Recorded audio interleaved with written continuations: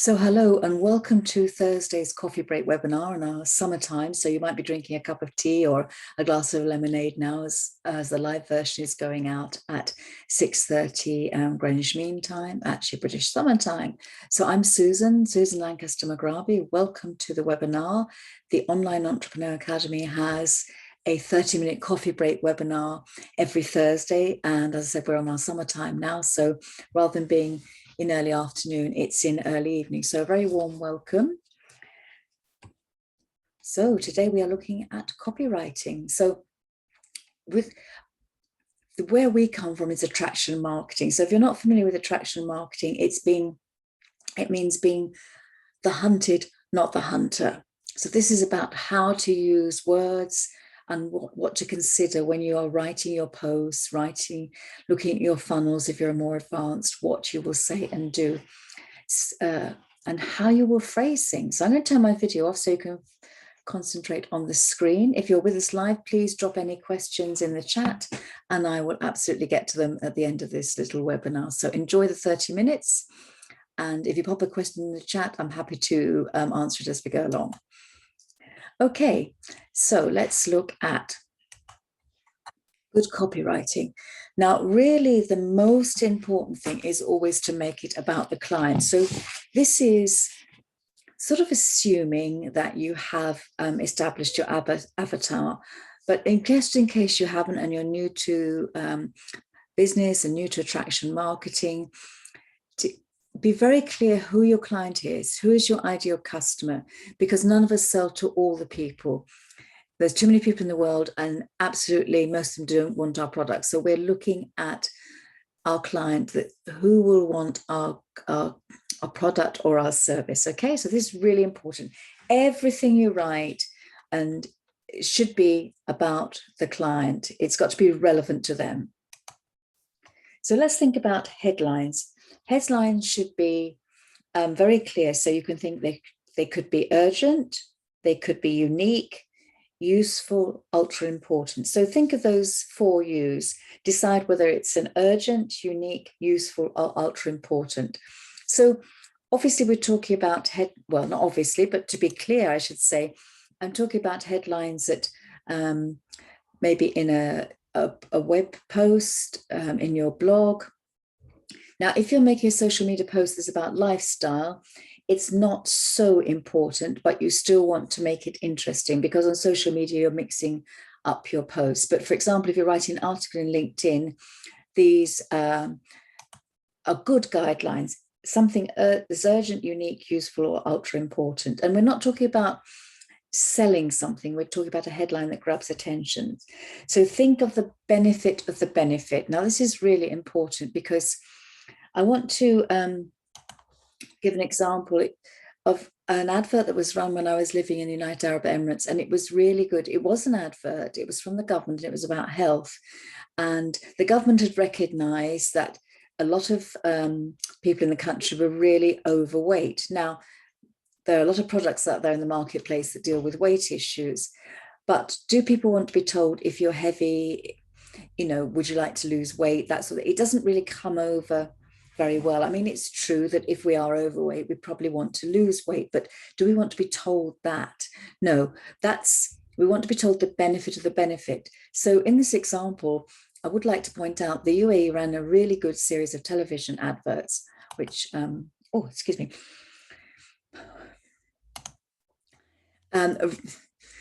I think the pollen then was getting to me. They ran a really good series of advertisements, and the main character was an older gentleman who was a little bit overweight in the beginning, and he was sitting on the park bench watching his grandchildren play. And you could just see in his expressions that he wanted to go and join them and play football, throw the ball, go on the swings, whatever it was.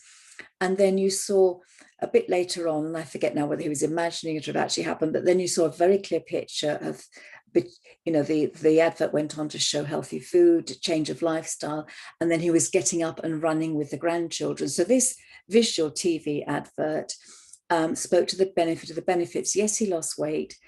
Absolutely, he was much more healthy. He was much healthier. And then he was able to, the benefit of the benefit was to play and run with the grandchildren. So that's a really clear example of let me say the benefit of the benefit, which is important. And I also touch on this later when I talk about storytelling.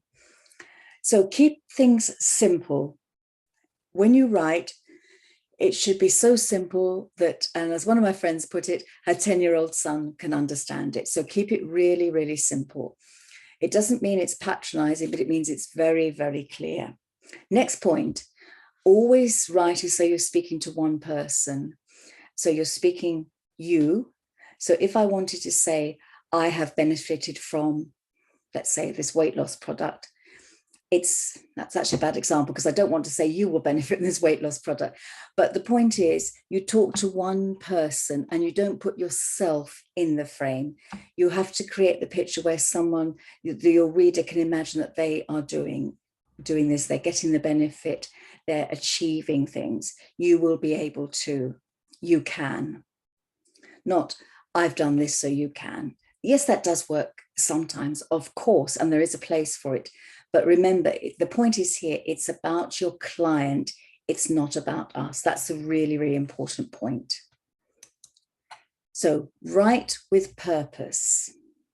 So as I said, tell a story, be purposeful. What is the purpose of what you're writing? Perhaps you've got a launch coming up soon, so you're talking about writing about, illustrating things to do with your launch. So if you're launching, perhaps you're in the candle business and you're launching a new candle, then write with purpose. You've got that launch in mind.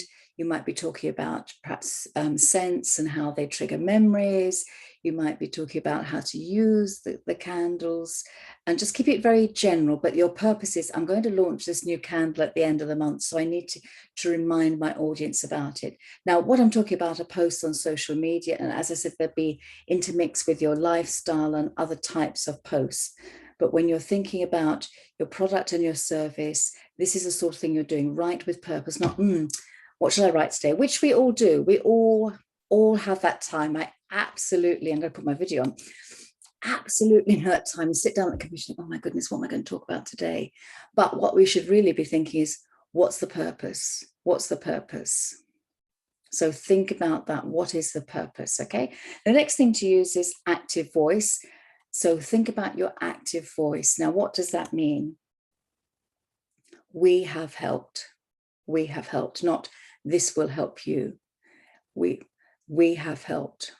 So it's active voice, not this product has helped. That's passive voice. So for marketing and for copywriting, use the active voice. Okay, next point.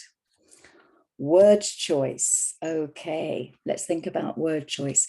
You need to use strong words. So avoid things like, I hope, it might. Don't use those sort of words. Use powerful words like will, can, do.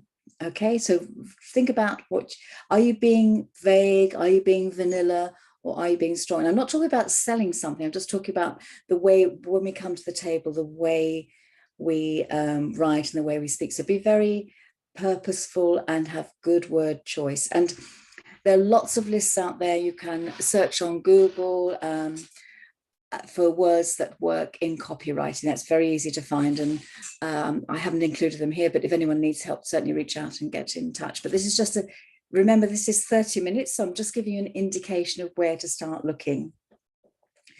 It's really good to have your strongest point first. Why do we say this? Well, people are very busy, and what will happen is they won't necessarily read all of the posts. Even a short post is not necessarily always read. So have your strongest point first. Be very clear from the beginning what you are writing about, okay? Another good copywriting tip is to ask questions. So you're almost engaging, well, you are not almost, you're engaging your reader. You're engaging them. So ask the question, then they're mentally answering them. And they're sort of joining in with the post. So it's not just a passive piece of text, they're actually joining in, and as they're reading, they go, yeah, okay, I think that. Okay, swipe file. This is one of my favorite hints of all time. What is a swipe file? Well, a swipe file is a collection of words, sentences, ideas. Now, I keep a swipe file. To give you a good example, we all get lots of emails. Emails are super important as business owners, and we should be sending out emails, and that's a whole other topic. And anyone who says emails are dead is wrong. And anyone who says you shouldn't worry about emails is wrong, because your email list is what you own. And when the day comes that you want to sell your business, because nobody wants to be working in their business until they're like 200 years old. So what are you marketing? Here's my list of clients and customers. That's what you have. That topic for another day. But when I look at my own email box, I often scan down the lengthy emails before I start to press delete. I say the lengthy list. And the ones that catch my eye, the headlines that catch my eyes, are in a style that actually appeal to me, may not appeal to my avatar, but it's a very good starting point. And I tend to use, as I copy paste them onto a document. Now, I'm never going to copy the exact headline, of course, because it won't be relevant to my clients. And also I'm not comfortable, quite frankly, with copying the exact headline. But if something has caught my eye, then I'm going to look at, is it a question? Did it have an emoji? What did they ask? Now, the ones that I absolutely hate as well, I take into consideration. I think, oh my goodness, I would never send something like that. But unless you sort of really look at them and think, okay, that sent a wrong trigger through me, I'm not going to use something like that. I need to really understand why I didn't like it. Now, there are some headlines that you just think, no, seriously, that's got to be a joke. Now, on the other hand, it does make us stop and make us look. But if we open an email that then is a load of rubbish, frankly, it hasn't worked. But there are sort of shock tactic headlines. But I don't like the one that's say, for example, you've got a commission. You think, oh, okay, great. And you open the email. Wouldn't you like to read this in your inbox? Oh, gosh, it's not telling me I got a commission. It's just for me, I'd like to have it. No, don't do that to me. So swipe file is a collection of, let's call it email subject headlines or titles of articles that you really like so that you can use them as models. Okie dokie. Next one, curiosity. So think of things that will make your reader curious. This is really, really important. So raise people's curiosity. How my 10-year-old started eating vegetables. I'm just putting that out the air, but I think most young kids, maybe it's an urban legend, don't seem to like vegetables. I'm trying to remember if my kids ate vegetables when they were young. Probably had to disguise them like most parents do. But 3 easy ways to get green vegetables inside your kiddie. That would probably attract me. But if it was curiosity, like, do you know how to get your child eating healthy food? Wouldn't you like to know? Or this happened to me yesterday, my life changed. It's like a dramatic opening to a novel. So think of how you can make people curious. So maybe the second example I gave you along the lines of yesterday changed my life. We're all naturally thinking, oh my goodness, that sounds awesome, or that sounds whatever. I'm curious. And you can do it in a fun way. I'm not suggesting that you make something dramatic that isn't dramatic. Yesterday changed my life. I found my car keys first time. It could be something really funny, exclamation mark. On the point of exclamation marks, don't overuse them in copy. In fact, quite a few copywriters seem to swear not to use exclamation marks. They definitely, in my opinion, are overused. I've already touched on this a bit. Be intentional. Really know what you're writing. I said write with purpose, so be very, very intentional. Slip that in to really bring the point home. It's so, so important. Okay, now I'm coming to the end of what I wanted to bring to you today. So I've been actually quite quick.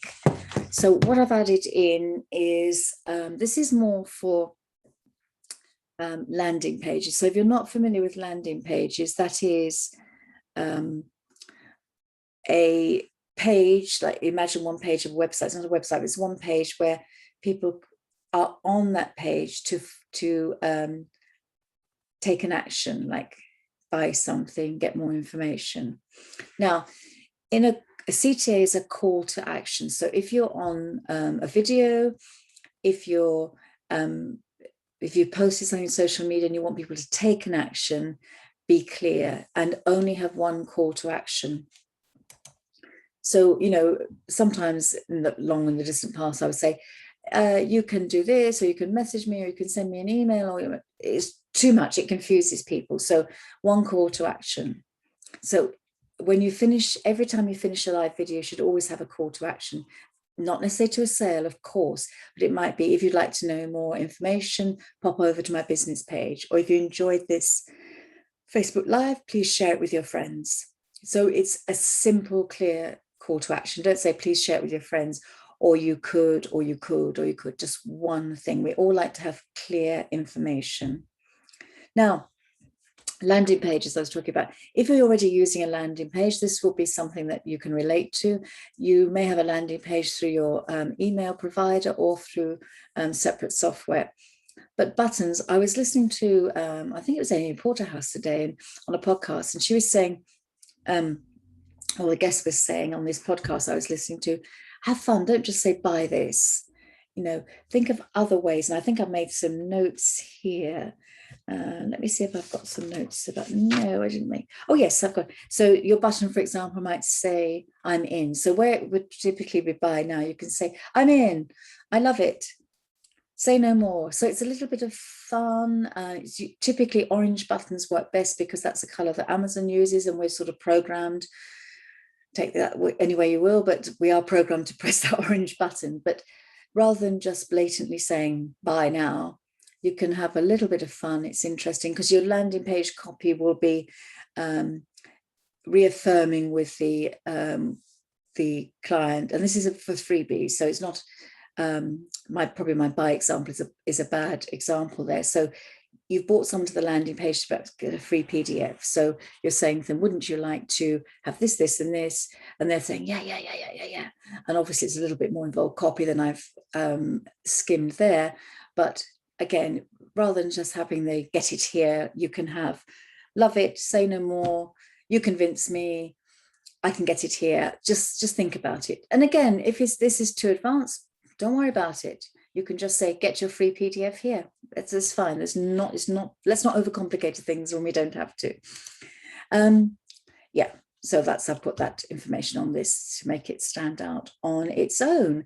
So hello, we have some people on. So I've gone through this quite quickly. So I'm very happy to revise things if you've joined a little bit after we started. So do pop in the chat. I'm just going to pause the recording for now so I can speak to our live attendees.